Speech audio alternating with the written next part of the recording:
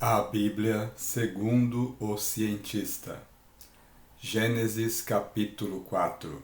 O primeiro assassinato. Este é o canal A Bíblia segundo o cientista.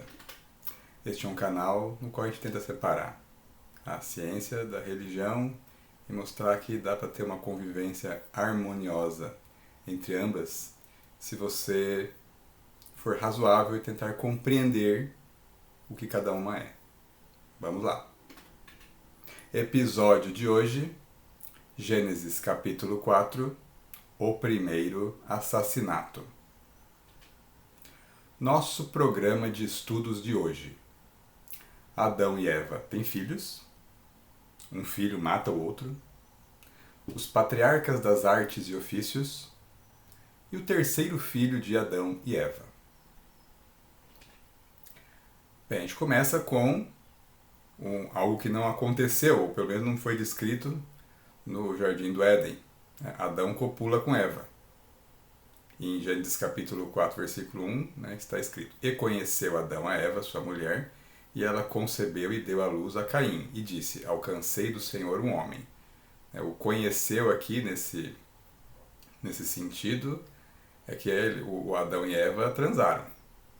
Porque ele conhecia Eva lá no Jardim do Éden, não conheceu depois que saiu. Só que a Bíblia relata que só neste momento aqui é que eles tiveram uma relação sexual. E aí é que ela concebeu, ela teve o seu primeiro filho, que se chamava Caim. Bem, o Caim, a palavra Caim, ela tem o significado de possessão, o conseguir alguma coisa, o possuo alguma coisa. É o original hebraico, Caim. E o que ela conseguiu? Ela conseguiu um homem. Ela conseguiu um homem. Ish. Que não é o Adam, que é o ser humano, a pessoa. Ela conseguiu especificamente aqui um homem. Depois, a gente não sabe quanto tempo exatamente, a Eva teve outro filho. Em Gênesis 4, 2 está escrito: E deu à luz mais a seu irmão Abel. E Abel foi o pastor de ovelhas, e Caim foi lavrador da terra. Abel, que na verdade vem do hebraico, Avel, significa vaidade. É interessante isso, porque parece que o primeiro, o Caim, que é a grande conquista, e o que vem depois é lucro. E aqui eles relatam os ofícios que cada um desses filhos começa a exercer. O Abel vai cuidar de animais, vai pastorear ovelhas, e o Caim vai ser agricultor. Aí, os irmãos, eles levam ofertas a Deus. Essas são as primeiras ofertas relatadas na Bíblia. Em Gênesis 4, versículos 3 a 4, diz: E aconteceu ao cabo de dias que Caim trouxe do fruto da terra uma oferta ao Senhor. E Abel também trouxe dos primogênitos das suas ovelhas, ou seja, dos primeiros filhos, dos primeiros filhotes, e da sua gordura. E atentou o Senhor para Abel e para a sua oferta. Aí aqui tem um detalhe aqui interessante, que os dois irmãos eles vão fazer ofertas. No caso, Caim, ele traz oferta da colheita, da sua plantação, e o Abel dos seus animais. Mas parece que Deus prefere o que Abel traz. Em Gênesis 4, versículos 5 a 7, a gente vê que Deus não aceita a oferta de Caim, e ainda o adverte. Está escrito: Mas para Caim e para a sua oferta não atentou. Quem não atentou foi Deus. E irou-se Caim fortemente, e descaiu-lhe o semblante. E o Senhor disse a Caim: Por que te iraste? E por que descaiu o teu semblante? Se bem fizeres, não é certo que serás aceito? E se não fizeres o bem, o pecado jaz à porta, e sobre ti será o seu desejo, mas sobre ele deves dominar. Então aqui Deus dá uma advertência para Caim: se você fizer o bem, você será aceito. Isso aqui parece uma sugestão de que o fato da oferta dele não ter sido aceita é porque alguma coisa errada ele fez. Mas nós não sabemos exatamente o que foi. E aí acontece a tragédia. Né? Apesar de Deus advertir Caim, o que Caim faz? Ele comete o primeiro assassinato descrito segundo a história hebraica. Né?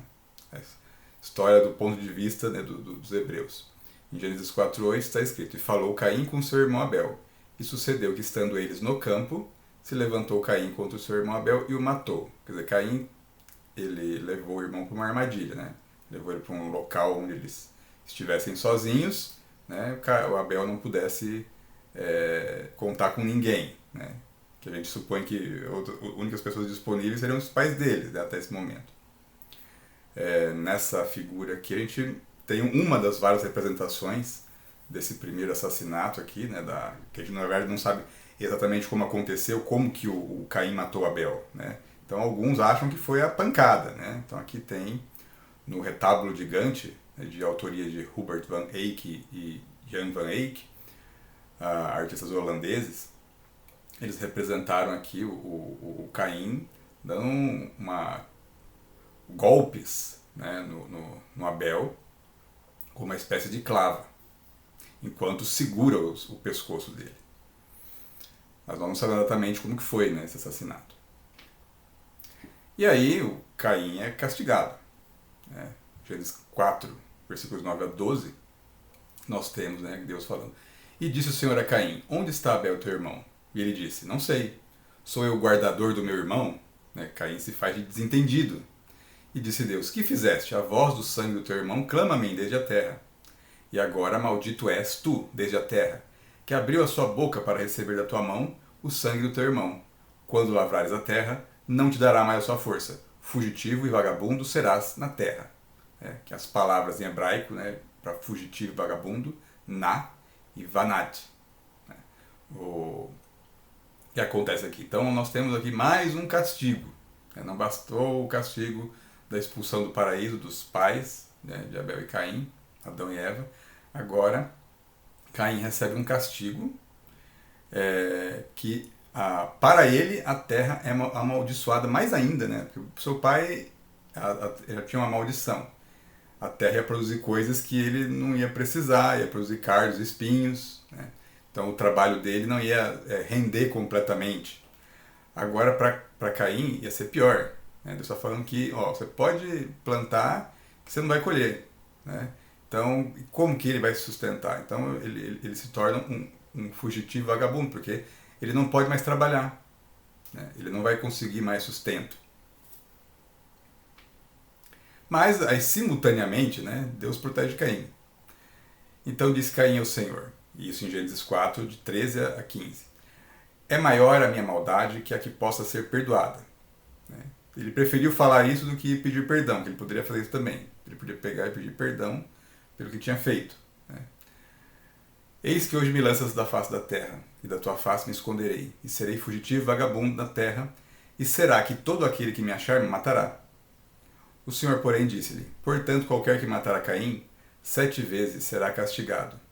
E pôs o Senhor um sinal em Caim para que o não ferisse qualquer que o achasse. Esses 7 vezes, é do original hebraico Shiva-Taim. Mas a pergunta aqui é: mas quem iria matar Caim? Porque até agora a gente só tem quantas pessoas na Terra, segundo, né, o Gênesis? Tinha Adão e Eva e nasceu 2 filhos, né, Abel e Caim. Então o Caim matou Abel, ficou 3. Quem vai matar Caim? O Adão e a Eva? Mas de qualquer maneira, então, né, Deus criou uma proteção, né? Então Caim não será morto, né? Então ele vai vagar pelo mundo, né? E que a palavra vagabundo ela vem disso, na verdade, né? Na língua portuguesa, mas vai ser um andarilho, um errante.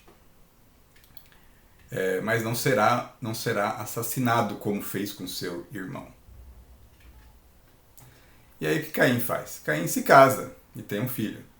Né? Em Gênesis 4, 16-17 está escrito: E saiu Caim de diante da face do Senhor e habitou na terra de Nod, do lado oriental do Éden. e conheceu Caim, a sua mulher. E ela concebeu e deu à luz a Enoque. E ele edificou uma cidade, chamou o nome da cidade conforme o nome de seu filho, Enoque, que no original hebraico é Shanok. Aí a pergunta é a seguinte: de onde saiu essa mulher? Tipo, Caim, aqui esse trecho relata que Caim teve relação com a sua, transou com a sua mulher e ela teve um filho. Chamou Enoque e ainda Caim, ele batizou uma cidade com o nome do seu filho. Mas aí, de onde essa mulher saiu? Se só tinha Adão e Eva, Caim e Abel? Não sabemos. E a Bíblia simplesmente não explica isso. De onde que, de repente, começam a brotar pessoas.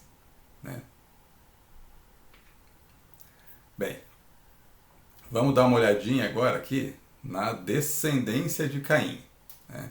Então, essas são as partes geralmente que são chatas aqui na Bíblia, né? Que começa uma sequência de nomes e alguém é filho de outra pessoa. Mas vamos tentar entender aqui os personagens principais dessa história e as relações que eles têm com Caim. Tá? Então, assim, Caim tem um filho, Enoque, que a gente já viu, né? Enoque, que significa Shanok, que é o iniciado. Né? Enoque tem outro filho chamado Irad. Né? Irad tem o Meujael, e Meujael finalmente, né, tem o Lameque. Observe que a Bíblia só fala dos homens. Tá? Então a descendência que importa, né, para quem está escrevendo aqui é só dos homens, as mulheres desaparecem. Mas essas pessoas, o Enoque, o Irad, o Meujael, o Lameque, se eles tiveram filhos, eles tinham mulheres para ter filhos. E essas mulheres, quem são?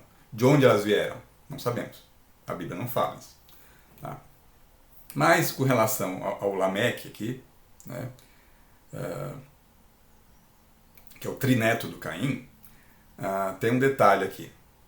Em Gênesis 4,19 está escrito: tomou Lameque para si 2 mulheres. O nome de uma era Ada e o nome da outra Zilá. Então, a gente supõe então que os outros, né, os anteriores, os ancestrais do Lameque, todos eles casaram com uma mulher só, assim, né, como o Adão só tinha a Eva e o Caim só tinha a mulher dele, que a gente nem sabe o nome. Mas aí o Lameque introduz uma novidade na sociedade humana, né, segundo o Gênesis aqui. O Lameque cria poligamia, porque ele toma 2 mulheres, a Ada e a Zilá. E aí a gente finalmente, né, tem nomes de mulheres aqui. Né, Ada e Tzilá, no original hebraico. Então, segundo o Gênesis, né, o Lameque ele é o criador da poligamia. Não foi Deus que criou a poligamia. Em nenhum momento a gente tem anteriormente Deus falando para o homem tomar mais de uma mulher como esposa. Ele criou uma só para o Adão. Né? Agora o Lameque aqui ele introduz algo que vai virar um costume posteriormente. E aí a gente vai ver depois, né, homens que têm mais de uma mulher na Bíblia. E na verdade esse costume ainda continua em algumas culturas, né, como o islamismo, né, na cultura muçulmana você também ainda tem poligamia oficializada. Bem, aí nós temos os descendentes de Lameque, né, o criador da poligamia. Ele parece que começa a introduzir inovação na sociedade. Né? Ele também... por que as mulheres são finalmente citadas? Né? É interessante isso, né? Que essas 2 mulheres, Ada e Zilá, elas são citadas. E os filhos delas também são mencionados, mas aí, até aí, né, os homens, todos eles são.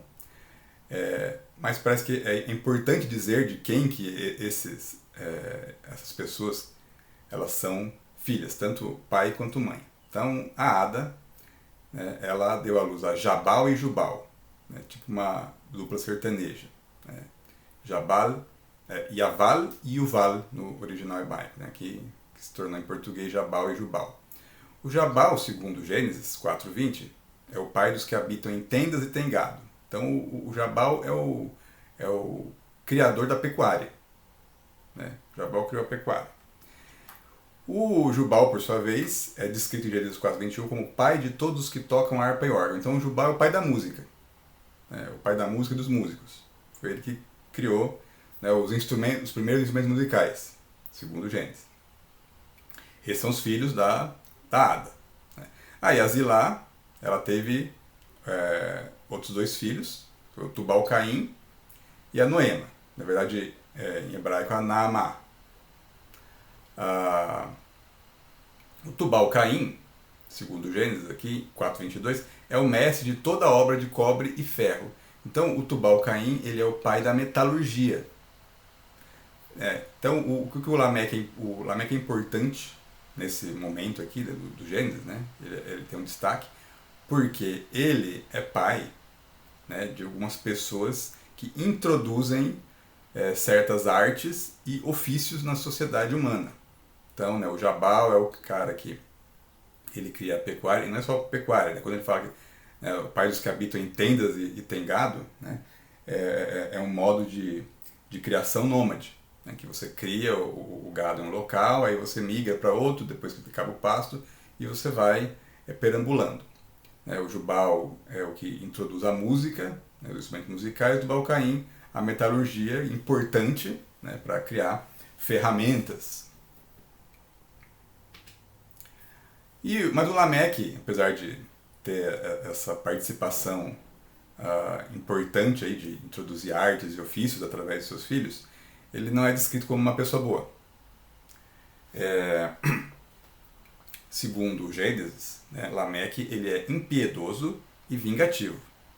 Segundo Gênesis 4, versículos 23 a 28, Lameque é descrito assim: E disse Lameque às suas mulheres, Ada e Zilá: Ouvi a minha voz, vós, mulheres de Lameque, escutai as minhas palavras. Porque eu matei um homem por me ferir, e um jovem por me pisar. Porque 7 vezes Caim será castigado, mas Lameque 70 vezes 7. Então, Lameque diz que ele matou um homem porque ele o feriu, e um jovem porque pisou ele. É um homem impiedoso e vingativo. E ainda diz que ele faz uma referência ao Caim, né? Fala que o Caim será castigado 7 vezes, né? Mas Lameque será castigado 70 vezes 7. Na verdade, não é o Caim que será castigado, né? Aqui aquele que ferir a Caim, né? Ele tem Deus colocou uma proteção, assim, né? Quem ferir Caim seria castigado 7 vezes. E Lameque está falando que quem ferir a ele, né, será castigado mais ainda, né? Mas no caso, que o Caim não foi abençoado, né? Ele não foi abençoado porque fez uma coisa boa, né? Ele foi só protegido porque ele já confessou que traria para si já a violência, né? Que assim como ele foi morto, alguém iria matá-lo, né? E aí aqui Lameque ele traz essa referência para ele, mas como impunidade, né? Então, assim como Caim está protegido, eu estou mais protegido ainda. E aí no outro ramo da família, indo para trás, a gente tem Adão e Eva tendo um terceiro filho. Enquanto a descendência de Caim começa a produzir artes, ofícios e violência no mundo, o Adão e Eva têm um terceiro filho, segundo Gênesis 4, 25 a 26, e tornou Adão a conhecer a sua mulher, e ela deu à luz um filho e chamou seu nome Sete, porque, disse ela, Deus me deu outro filho em lugar de Abel, porquanto Caim o matou. E a Sete também nasceu um filho, e o chamou seu nome Enos. Então se começou a invocar o nome do Senhor. Bem, Sete é uma tradução para o português do nome Shet, em hebraico, que quer dizer concedido, né? Então, o que aconteceu aqui, né, esse nome, porque a Eva perdeu seu filho Abel, né? Então esse novo filho Sete aqui é como se fosse um substituto, né? Então uma compensação pelo que ela perdeu. Aqui se fala que a partir do nascimento de Sete, né, se começa a invocar o nome do Senhor. Então, a gente supõe que o pessoal que descendeu do Caim não está nem aí para Deus, né? Então, eles simplesmente se desligaram ali de Deus, né? E agora mas a descendência do Sete, não. A descendência do Sete, ela quer ter um relacionamento com Deus, né? Aqui nós temos a imagem que aparece na capa, né, que é um quadro de Franz Flores, né, que é um artista nascido em 1517, falecido em 1570, que é uma das representações, das várias, né, de Caim matando Abel. Né? Nós não temos a mínima ideia de como eram Caim e Abel fisicamente, e também não temos a mínima ideia de como é que foi esse assassinato. Tá? Então todas as representações que tem, elas não têm, na verdade, uma fidelidade absoluta. Então os artistas sempre vão imaginar como é que eles eram e vão imaginar como é que foi esse crime. Aqui você já pode, na verdade, se despedir se quiser, mas curta o vídeo e inscreva-se no canal antes. Nós temos que dar nossas referências. Né? A gente utiliza aqui a Bíblia, versão Almeida Revista e Corrigida, né? A partir da tradução de João Ferreira de Almeida, o primeiro a traduzir a Bíblia para a língua portuguesa. Nós utilizamos várias fontes para resgatar o original hebraico e o seu significado. Os trechos transliterados, né, as fontes que aparecem em hebraico, elas vêm do livro Interlinear Hebraico-Português, do N. Gilead, que você pode encontrar no Clube de Autores. Ele traz alguns trechos de livros do Antigo Testamento. Esta apresentação ela contou com roteiro, né, e defeitos especiais de FGSL. Obrigado pela sua atenção. Inscreva-se no canal, curta o vídeo, continue assistindo, mande comentários, perguntas.